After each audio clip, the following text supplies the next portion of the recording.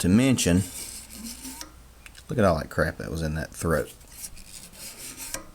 Ah, that's terrible. All kinds of crap, rust and corrosion in there.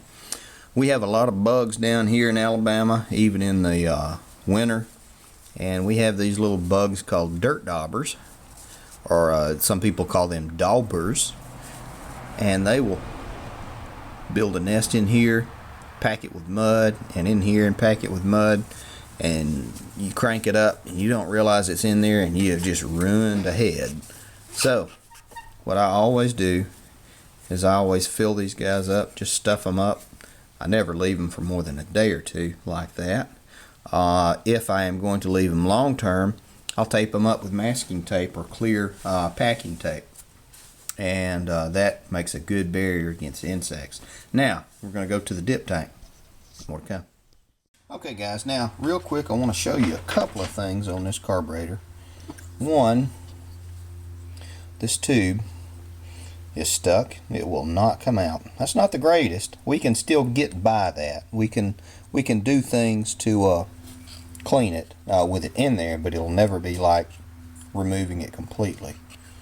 And this we removed.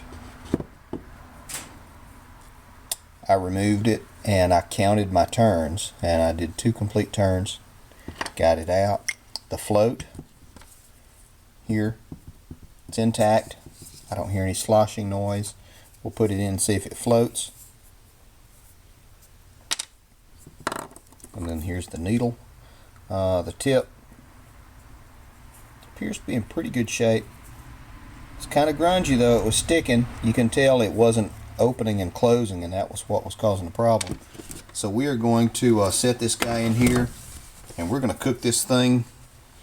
This may be in here for a few hours. So this is the ultrasonic cleaner I was telling you about. Got it Harbor Freight, $79 with a coupon. Best money I ever spent. This thing is super duper handy dandy, and you can clean all kinds of stuff with it. So this is going to be in there sitting, and when I turn the heat setting on,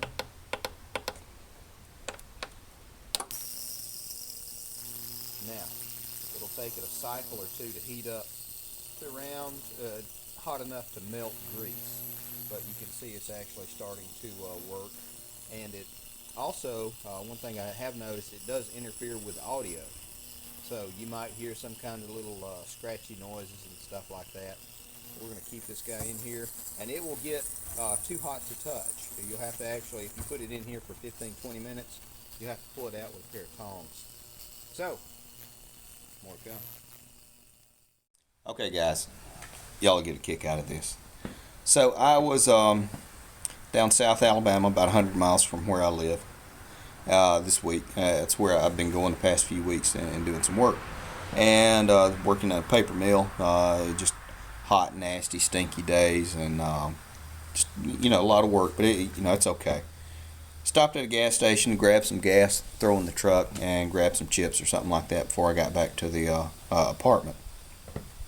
And a guy was in front of me, and a black guy, and he was filling up his truck, and he had some lawn care stuff in it. Like he had a little trailer behind it with ride mower, push mower, weed eaters, and a couple of blowers and stuff like that.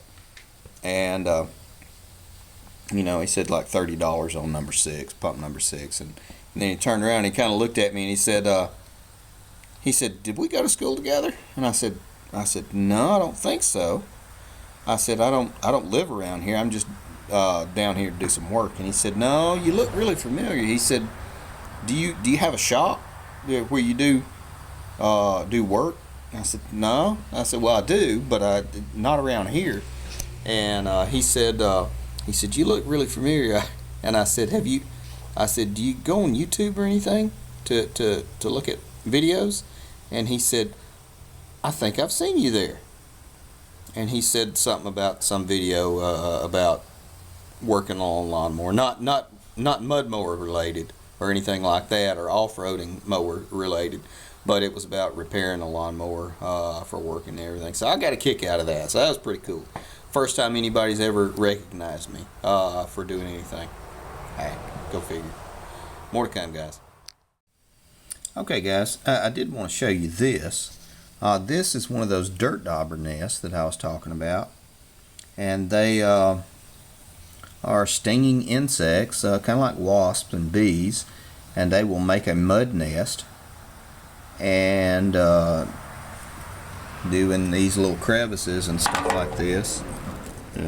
So this is what I was telling you about. They would build a nest in here, and can you imagine when this thing got wet from enough fuel and all of a sudden jumped down on top of a head, or into a head, between a head and a piston?